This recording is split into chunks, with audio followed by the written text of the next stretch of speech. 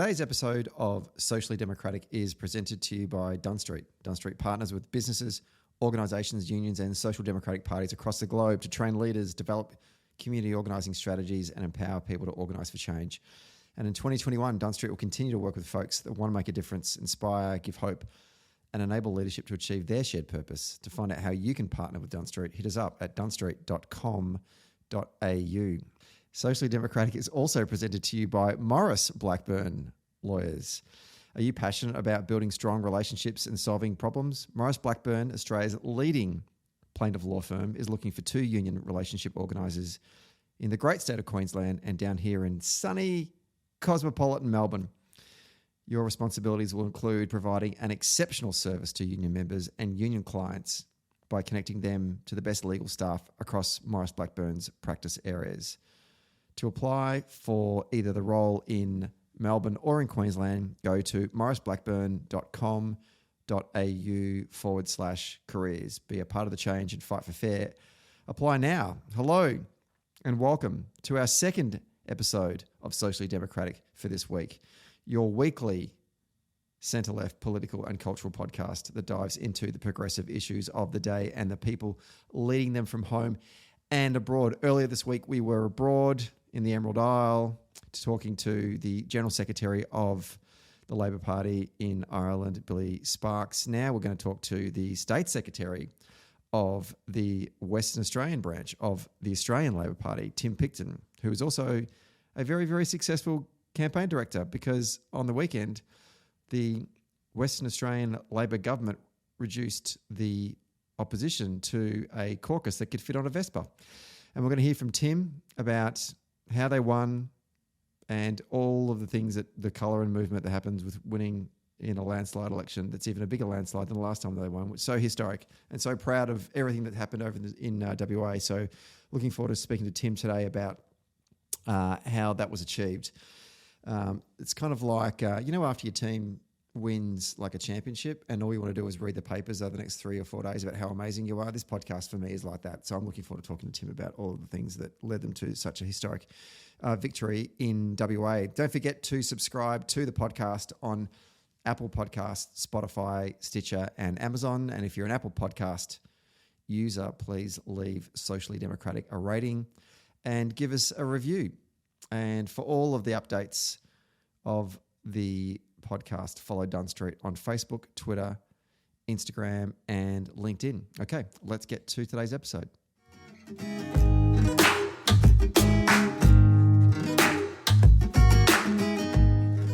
We're taping this one on a Tuesday evening in downtown Melbourne. It's 7 o'clock here in Melbourne. And I've actually already cracked a beer. Rarely do I drink on the podcast, but this is a special occasion because joining me on the line from Perth, Western Australia, or should I say the People's Republic of Western Australia, is the WA State Secretary, WA Labor State Secretary and Campaign Director of Saturday night's historic ass-kicking of an election victory in the WA election. Tim Picton, welcome to Socially Democratic. Hello, Stephen. How are you? I'm good. More to the point, how are you? I'm bloody exhausted, mate. Bloody exhausted. But you've just made me feel a bit thirsty saying that you've already cracked a beer. I might have to do the same. I think by all means, I think you've definitely earned it. First of all, congratulations on an historic victory on Saturday night. Tell me, did you expect it to be that close?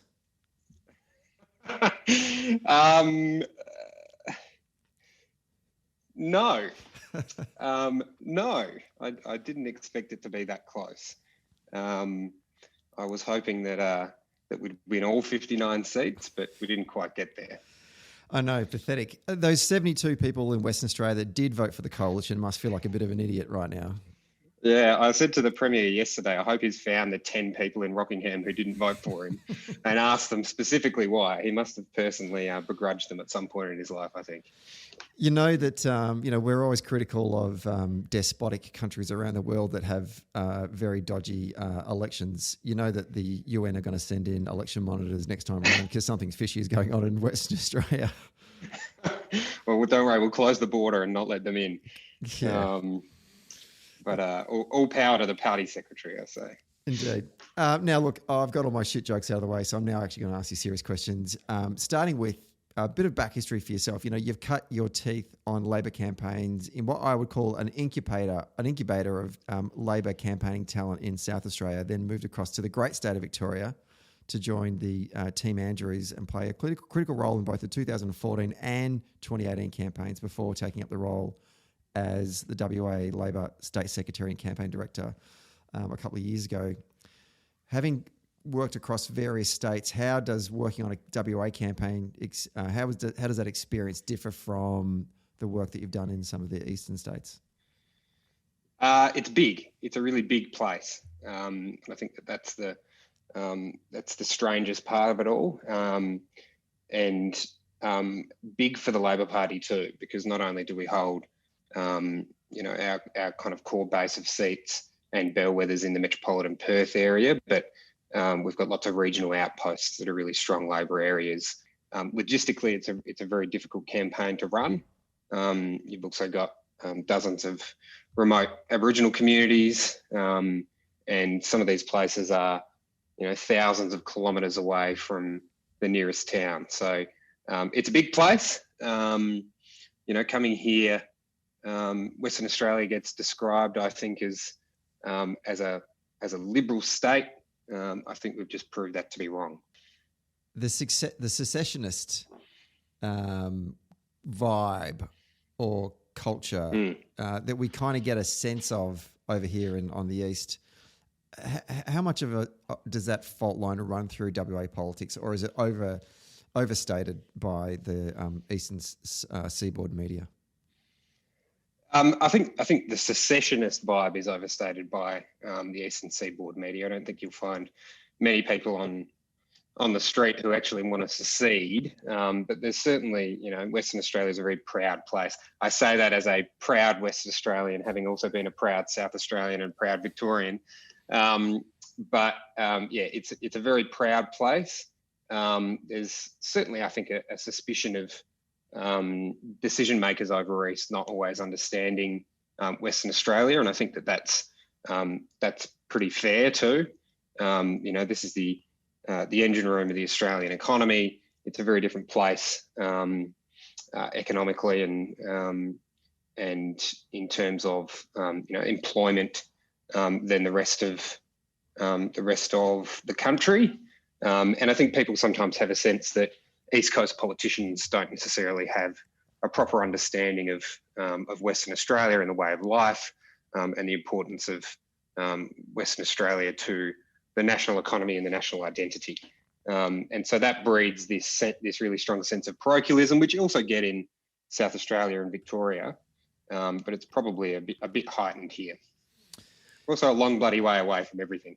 Yeah, that is true. It's now this is the fourth state or territory election held since COVID hit our shores, and this is the fourth Labor government to be returned with either a similar or larger majority.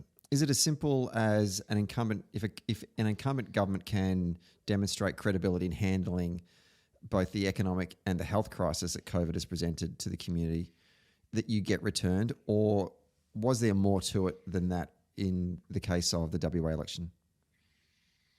Yeah, I've seen a bit of commentary on this in recent days from some people, particularly on Twitter and elsewhere. I think that's probably a bit of a simplistic view of it. You only have to look at what's happening in South Australia with the Marshall government there, and they're polling a news poll which ended up to be pretty much bang on the money over here as well. So a pretty good indicator. They're polling at 51%. Now, we won an election in South Australia for the Labor Party 3.5 years ago with 47% of the two-party preferred vote. So I think in a state with similar demographics, similar health outcomes during the pandemic, a reasonable economic performance over the last 12 months like South Australia, to have that stark difference between the two would show that not necessarily to be the case. And I think it's a simplistic read of it. What I think Queensland has shown, South Australia has shown, to a lesser extent Northern Territory and the ACT, is when you have a strong government led by a strong leader who for an entire term has, led from the front, delivered its promises, jobs and good economic outcomes for their people, then they'll be returned. And that's also led to a lot of legitimacy during the pandemic for them, and that's really just heightened people's existing sense. If you're a government that's crap and then you performed really well in the pandemic, I don't think people are going to be rushing to vote for you just because of that. We had Billy Sparks, who's the General Secretary of the Irish Labor Party, on the show earlier in the week. And indeed, next week, we've got Nicky Gomez, who's an organiser with the Dutch Labor Party, on the show to talk about, they've got their national elections on Wednesday, the 17th of March. And speaking with our sisters from social democratic parties in Europe, with the exception of probably Sweden and Portugal, a lot of them really are struggling to find their place in the electorate and carve out success at the polls. And even back home, we have our leading thinkers dedicating pages and pages of ink discussing why Labor is failing at a federal level, and we're all tearing ourselves apart about this. But here we stand with 5 Labor governments, Queensland, the Northern Territory, ACT, Victoria and WA, all now serving multi-term election victories across what I would say are reasonably diverse electorates. You've campaigned in 3 of them now. What do you think is, for social democratic parties trying to answer the question about what is the framework that gets us electoral success, what do you think is the key ingredients that's working for us, certainly at a state level, that we haven't been able to replicate at a federal level? Just going to proviso this with the fact that I know nothing about Dutch politics, and I didn't even know that there was a Labor Party in the Netherlands, but nonetheless, I'm sure this applies across the board. It's a really interesting question, and like you said, one that is getting debated quite a lot at the moment, and really has been for the last 15 years at a national level, about the Labor Party's identity. And I think some people are doing some important work, and it's important that we have those discussions, I guess, and those debates, and try and forge a way ahead. But I think if there's a consistency amongst approach from those successful state Labor governments, it's the same as all good, successful state and federal Labor governments have been in the last 50 years. And that's that they occupy the space of a compassionate centre. And that's really how Labor wins and holds government. And it has been in the modern era almost every time. You just look back at the last round of successful state Labor governments. They were good, responsible governments that governed for all people, didn't buy into these notions of kind of us versus them, didn't buy into these notions of class warfare, tried to instead just govern for all people, understand that good Labor governments focus on good economic outcomes, focus on creating and maintaining good paying jobs for people. And that's what people want to hear about. And that's what people want to see good Labor governments deliver. And you can be compassionate in that approach as well. I'm not saying you have to be, a muted, moderate pragmatist that doesn't actually get anything done. But, time and time again, whether you look at the governments of the early 2000s and the 1990s in Australia, go back to the Rand government, or you look over at Labor governments and similar governments around the world, even the Biden government. People aren't looking for revolutions. They're looking for governments that really they don't have to worry about, and that they know have the bread and butter issues that they care about, health, education, and being able to put food on the table as their front and centre priorities. You also need strong leadership, which Mark McGowan, Anastasia Palaszczuk, these people are the epitome of strong, stable leaders. And I think that's something that Anthony Albanese can bring to the table too, as a strong leader, as we head into a federal election, which is probably 12 months away. And I know that he's going to be focused, and the National Party is going to be focused on presenting a plan for a party that governs for everybody and that focuses on jobs and creating opportunity for all Australians. Speaking of strong leadership, let's turn our attention to the 2 leaders, but starting with the leader of the Labor Party, Mark McGowan. First of all, Mm. not knowing the bloke at all, but just watching him on television, in particular watching him on Saturday night, he comes across on TV as a really genuine, honest, humble human being. For God's sake, he drove himself and his family to the post-election event. Who does that? Almost ran over a whole bunch of journalists who were waiting in his driveway. No downside to that. That's incredible. I love that. How did the campaign want to frame up Mark going into the election proper? Just on, we wanted to frame up how Mark is, which is a normal guy, a dad from Rockingham who still lives in Rockingham, and for those listeners over east, that's 45 minutes to an hour down in the outer southern suburbs of Perth. It's a working class area, which he would often joke about. But I think one of the funny things with what became Mark's brand, when people talk about pandemic politics, is not just the outcomes that he was able to drive as a leader, but it gave the public an opportunity to get to know him. We did away with this, soundbite selective quotes from the media, and instead, these long form interviews being played day after day after day. People got to know who Mark is, and he's just a really nice average guy. He's got a great sense of humour. He's a straight talker. He's not all spin. He doesn't talk in platitudes. He tells it how it is, and he's a normal guy. Came to WA as a young naval officer on Garden Island, just across the water from Rockingham, where he ended up meeting his wife and raising their kids down there. And here he is, and he's a really interesting guy in that he has both some extreme political skills, but maintains that sense of humility like a leader that I've never seen before. I think that's true of all leaders around the country, all good ones, that's for sure, like both Dan in Victoria and Stasia up in Queensland, is this opportunity to speak directly with people rather than have it filtered through the media has been really powerful, because what people have seen, they've liked. Are you talking about during the response to COVID was McGowan getting up on a regular basis, similar to what Dan was doing and all other sort of state premiers were doing, in terms of giving a direct-to-camera presser talking about how the government's responding to the challenges being presented? Is that the kind of context we're talking about here? It is, yeah. So that opportunity, just like in Victoria when the pandemic hit and we went into lockdown, every network was taking those press conferences live.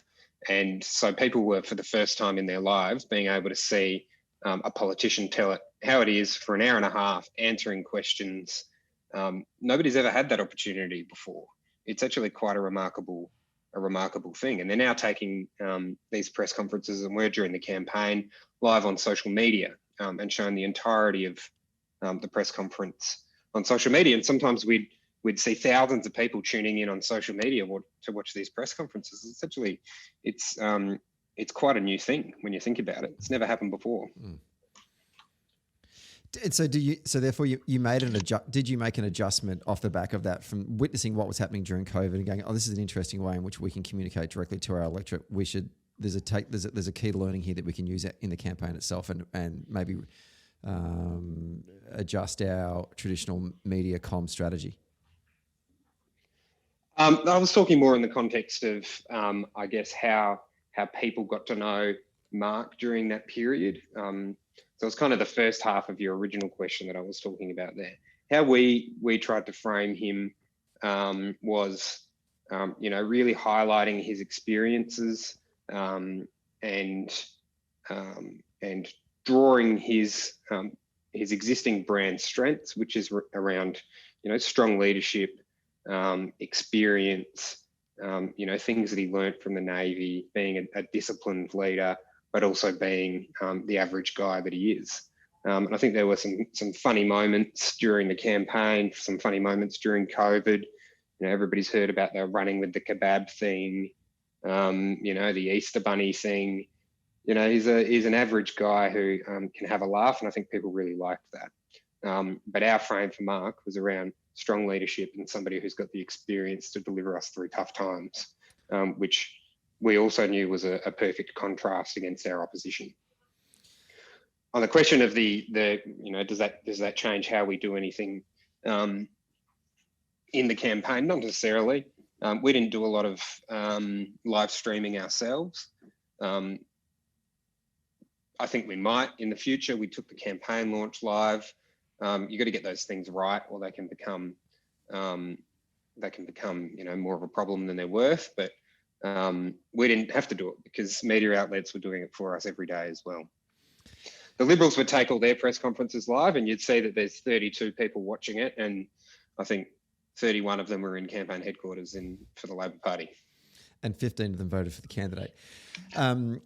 It's been 3 months since the US presidential elections, and Donald Trump still hasn't conceded. Yet over in Western Australia, you had a candidate concede 2 weeks before the election. That's remarkable. 3 weeks. 3 weeks. Sorry. Fact checker. How did you adjust? So this is unheard of.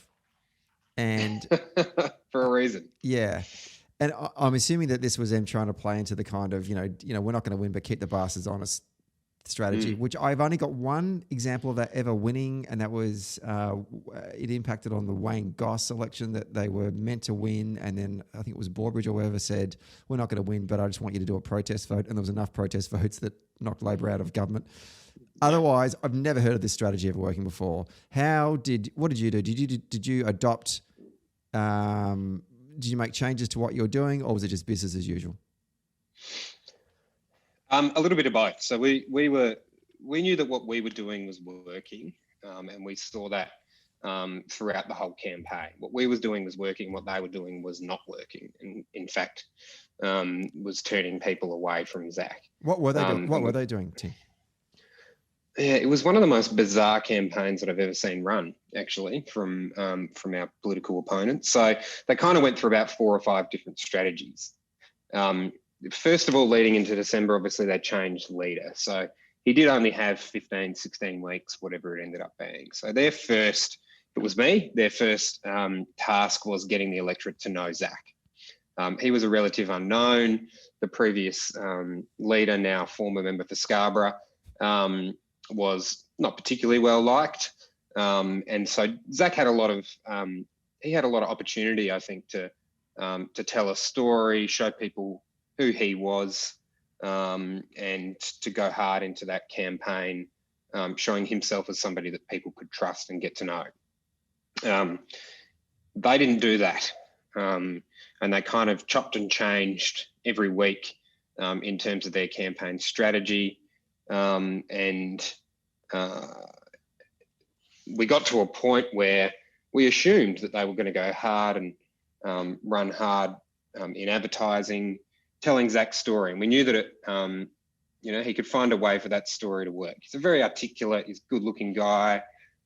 People can warm to him when he gets in front of them because he's a smooth-talking guy. But they didn't do it, and so they let us frame him for them. And we just saw throughout the whole campaign his disapproval rating going up because all the people were hearing about this Zach Kirkup guy was what we were saying about him, which obviously weren't particularly nice things. By the same token, Mark McGowan's ratings were sky high, and they failed to land a glove on him. Then they hit us from the left, which for all Liberal Party listeners out there, great strategy, always do that. It's going to work for you really well. They hit us from the left with this big, ambitious, but ridiculous and unbelievable green energy policy. I don't know where they pulled that one from, but it was not a very good way to do what they needed to do, which was solidify their base. That didn't work, so then they conceded defeat. And so we're just, sitting back there, implementing our strategy, doing everything we can over every single campaign discipline to completely smash them. And we're just watching them flail around in the wind like they've got no idea what they're doing. And then they concede defeat. And I think if anything, when you're the Liberal Party trying to consolidate your base, going out there and calling yourself a loser is not a very good way to do that. And it just played into what we had branded the election as, which was a battle between strength and strong leadership versus inexperience and risk. And, if you're a loser, then you're the opposite of strong. And so it really just played into our hands in those final 3 weeks. They then obviously moved to this idea that, okay, we're not going to win. So now you need to ensure that there are checks and balances in the parliament. You cannot give Labor too much control. And as it turns out, people thought, well, maybe I will. Maybe I will just give Labor too much control. But it also, that requires such a sophisticated understanding of how the parliament works. And it relies on an assumption that people are afraid of what Mark McGowan and his team were going to do. And nobody was. So the only shift that we really made in response was to just highlight some of those attributes like discipline, experience, responsibility, stability. These 4 things that were kind of really good brand strengths for Mark. And the implicit argument was, what do you need a check and balance for? You only need a check and balance for somebody who you think is going to do something wrong. But if you've got trust in the leader, then why not give him the ability to get stuff done? And ultimately, that's what people also decided. And our vote in the council was, as it turns out, just as strong as our vote in the assembly. And it was just a completely failed strategy from them. Where, as I said at the start of the program, we're taping this one on a Tuesday night. So by the time you listen to it, which I think will be published on Friday, the count will have obviously changed. But at this point in time, where are you with the count? I checked on the ABC before, but they were predicting 52 seats for Labor. What's your prediction?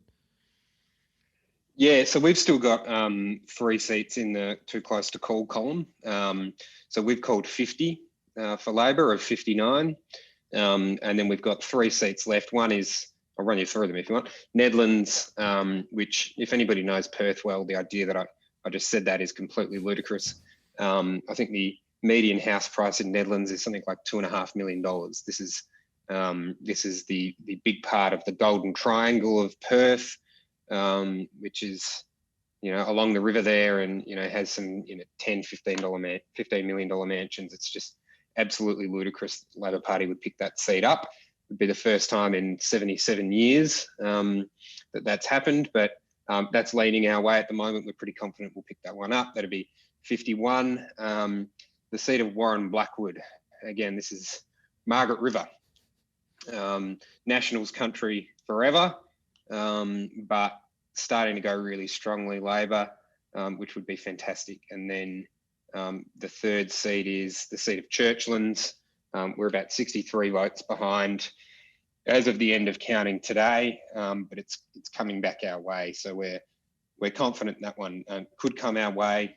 That'd give us 53 and resign the Liberals to just 2, which would be great news.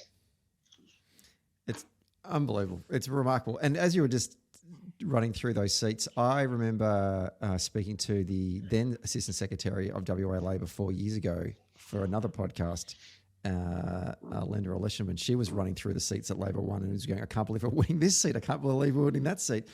And now it's gone even further, particularly seats like Newlands. Like, what's going through the psyche of that electorate in order for them to say, yeah, well, we're going to vote Labor for probably the first time in their own voting history?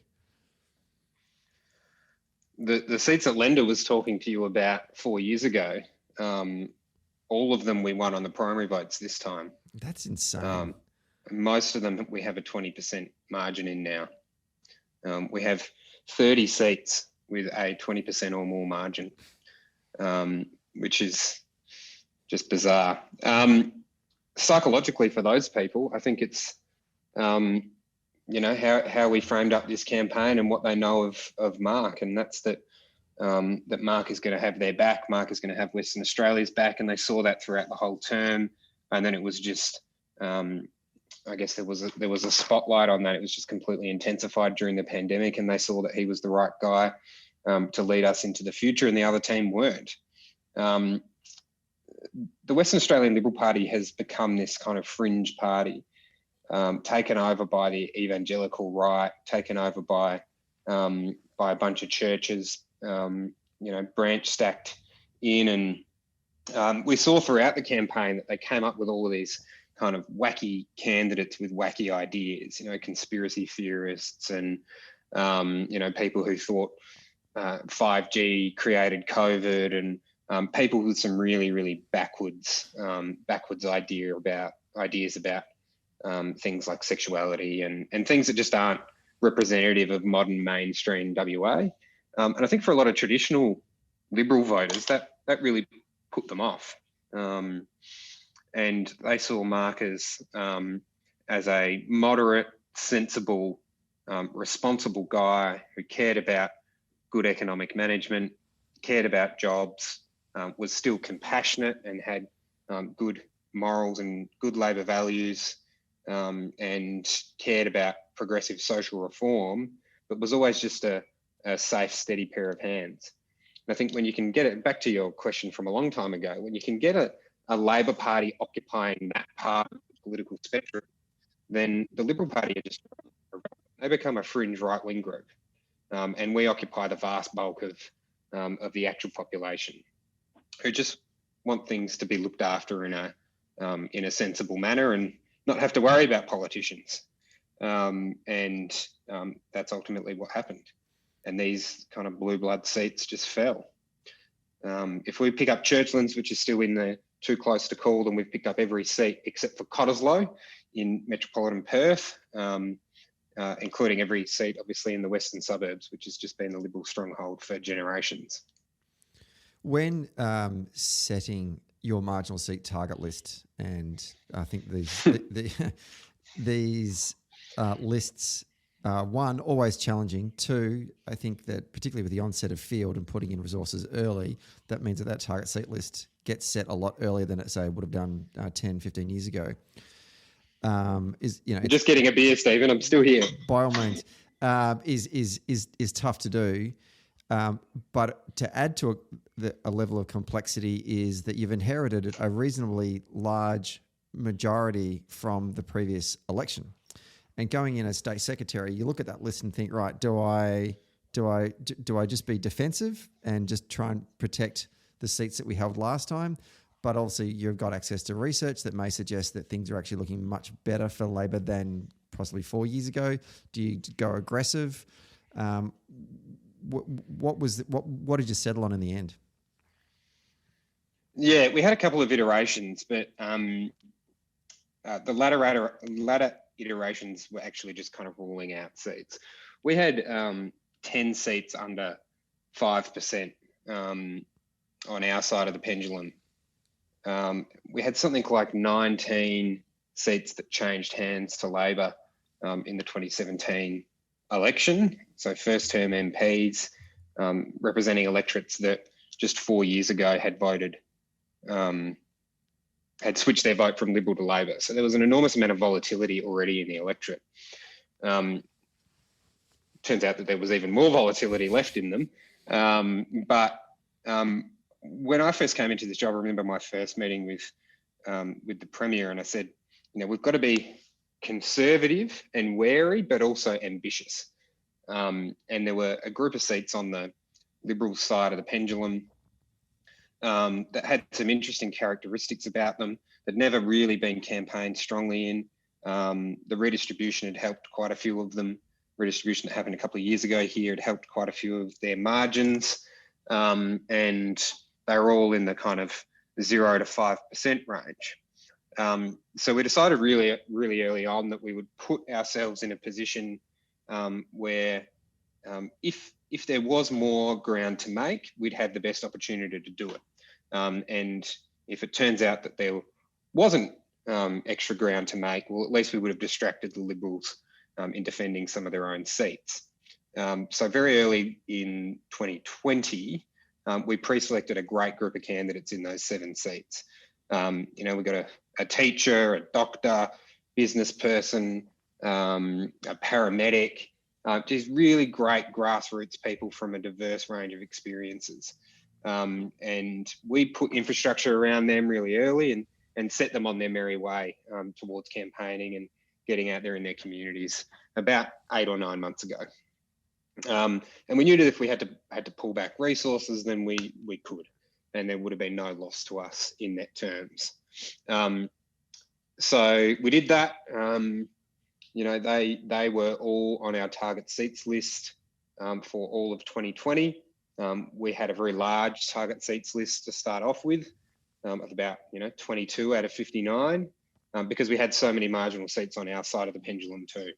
But then over the course of the end of last year, we started to realise that because of the changing tide towards Labor and because of the strong representation that some of these first-term MPs have had over the last 4 years in their communities, lots of them kind of experience, I guess, a sophomore surge on steroids, that we could actually focus our attention and narrow that target seats list down to about 15 seats, half of which were unheld and half of which were held. And so that's what we did. But, to everybody's credit, we would have run across WA about 30 target seat type campaigns, which is, majority of the electorate, which I think, also shows in the results that we got in the Legislative Council. And these are just, although we didn't officially have them on the target seats list, these are just really good grassroots campaigners who had spent 4 years getting ready for the fight of their lives and worked really hard. And that's evidenced by some of the big, 20% swings that some of these first-term MPs had, taking them from marginal new Labor seats to 25% safe seats. And that presents a new challenge going forward as well, is that for the party and for the government is to then hold on to those seats. And if you can indulge me for one moment, like if you could put our organiser hats on for a moment and consider what we know power is to be, which is it's a matter of resources and resourcefulness, and organising those resources in a way that creates power needed to make change, but also using those resources to grow the resources to create more power, so the theory goes. So that's the theory of why we organise. That's a theory of why we use resources to create more power. But that's easily said in theory. But historically, I think that the challenge for the party, and I'm not talking about WA here, I'm more talking about here certainly in Victoria and other states, is there's a natural tendency for us to look at seats that we historically don't win. And then the next time around, go, well, that was just an aberration, or that was a sugar hit we got from a landslide or a point in time, but it won't ever happen again. Now, interestingly enough, I think that like a political party like the Republicans, the GOP in the United States, they don't have that attitude. When they pick up turf, they want to hang on to that turf the next time around, and they have elections a lot sooner. So they buy into that theory of we've collected resources, let's use those resources to maintain that power and actually extend beyond that. And I know that it's only Tuesday and you've got another 4 years to get ready for this, but I'm keen for you to sort of even at least theorise about that. Like I do think that we as a party need to start to think about that more often, even if it means, okay, you're using your resources to try and pick up one more seat. That's a ridiculous notion. That's probably not going to happen. But there certainly are a bunch of seats at a federal level in WA that Labor does not hold currently. And you mentioned before about the western suburbs, and you've picked up all of those right now. There are 4 or 5 states across the country right now that Labor are doing very, very well at a state level and can use those resources to suffocate the Liberal Party both at a state and at a federal level. And I'm just wondering about getting your insights into, here's an opportunity for us to really, really hurt the Liberal Party going forward. Now, we may not, who knows what's going to happen in the next federal election, but certainly, we saw the strategies adopted by Karl Rove in the United States all through the 2000s was to hit at state level legislators, win them first, and then eventually that will lead you to winning the White House and Congress. This has been a great result in WA. We're having great results across other parts of the country, except for Tassie and New South Wales. But here is an opportunity for us to really drive home the ascendancy and really put the hurt on the Liberal Party going forward. What are your thoughts on that? I think if this result has shown anything, it's that the number of people who are locked into one political party or another is actually very small. And you look at the Liberal Party primary vote, which from last time I checked was floating around 21%, and our primary vote floating up near 60, which is unheard of. But the number of people who decided to switch their vote, possibly for the first time, to Labor this time, just shows that that absolutely anything's possible. There's nothing wrong with the brand, and some of these seats these federal seats around the country that have got 5 or 6% margins, but the Labor Party maybe hasn't held very often. We should consider them to be in play. I think we should be going into this election this federal election with a big target. The Morrison government don't have a lot to hang their hat on, and as long as we're showing a sensible and stable team, which we are, as a nice contrast to the absolute shambles that is the Morrison government, as long as we're focusing on the right things and as long as we're organising on the ground for the next 12 months with good, strong candidates, then look, I really think anything's possible, and this is a good springboard because what we've shown in these states to the people that we need to vote for us is that Labor is a good choice. The idea that just because they voted Labor in the state election, they won't vote Labor in the federal election, often happens that way. But whether or not it's a cause and effect thing, I don't know. The other challenge that you would have had leading up to the election, particularly with the published polls suggesting that Labor was heading for this historic victory, and I will point out that no one was complaining about the accuracy of the pollings this time around. We always complain when they're wrong, but we never remind people when they're right.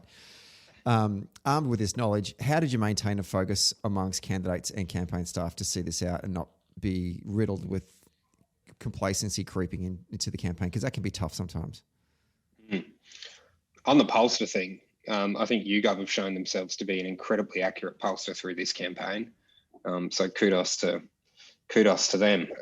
When their Dawesville poll came out, it was in the West Australian the other day, a week before the election. It was beyond my wildest expectations, but turned out to be pretty bang on, as did the news poll. So, I think that they've really shored up the prospects of accurate polling and the reputation of the industry by doing things properly. It was a challenge, and we knew that it was going to be coming into the end of last year. It was one of our biggest risks. All of the polls said that Mark McGowan was, more popular than free beer, and that the government was doing really well, and there was a risk from the outset that would lead to complacency. And what we tried to do was effectively give everyone a big hug and centralise the running of campaigning as much as we could, and foster a culture of discipline and performance. So we went into, certainly from a campaign headquarters perspective, that was the culture that we were trying to drive, discipline and performance in every single thing that we do, whether that's the message or whether it's our field program, whether it's our advertising.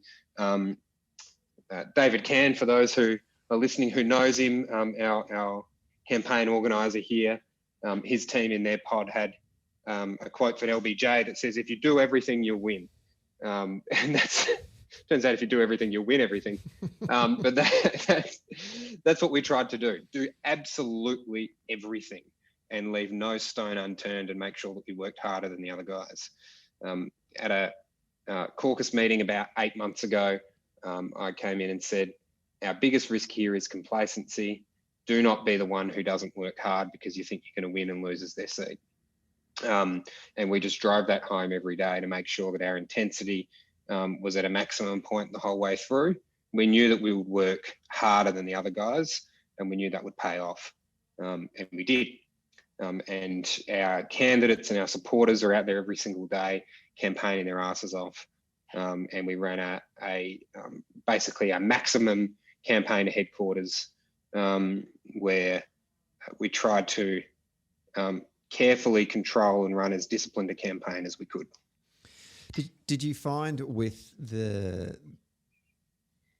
feeling amongst Labor supporters, an upbeat mood, the recognition of something historical happening here, that drove more volunteers into your field program? Yeah, we did. It's nice to be in a position where people like you. And so, and people like being on the winning team. So yeah, people felt empowered and they felt energized by this campaign and by the performance of this Labor government, and that drove even better outcomes for us in terms of people's want to get out there and campaign to re-elect it. So yeah, it turned out to be a good thing. The hardest thing was managing the media's complacency, for any journos listening to this, and managing those expectations, because there were various times through this campaign where, there seemed to be an attitude where, well, he's already conceded defeat, or even before he had, you guys are going to win anyway. So, what do you got for us next? What angle can we find to make this contest more interesting?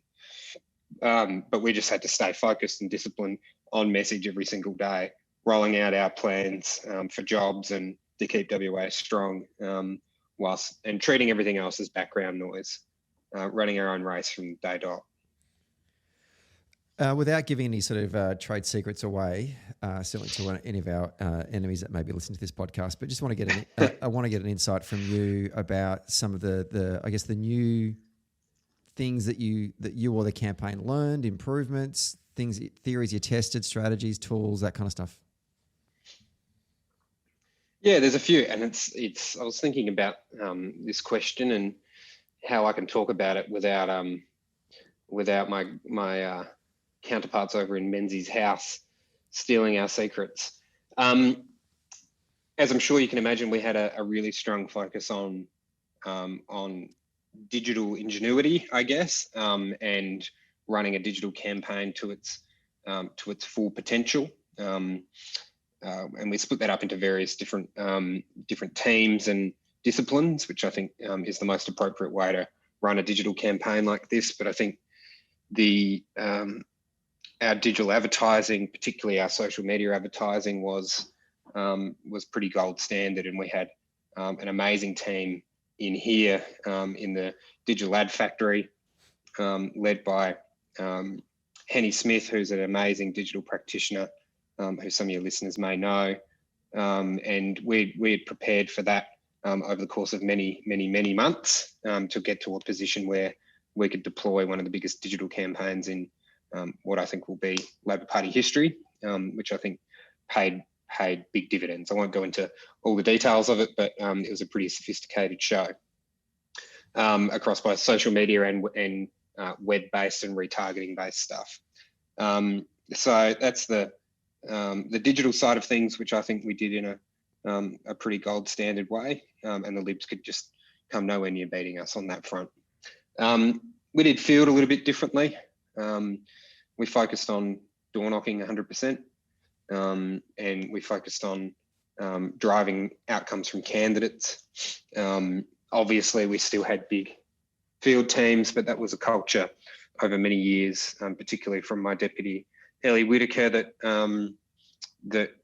we ran a field campaign that we thought would be best for the times and the circumstances, and we wanted to make sure that our candidates spoke to as many people face to face as possible.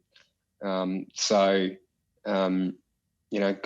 were the phone bank focused field campaigns, and we hit the streets, and we had amazing results in the in the 2 months leading up to the election, which was, our quasi-official campaign period, we had 100,000 conversations, about 90% of them on the doors.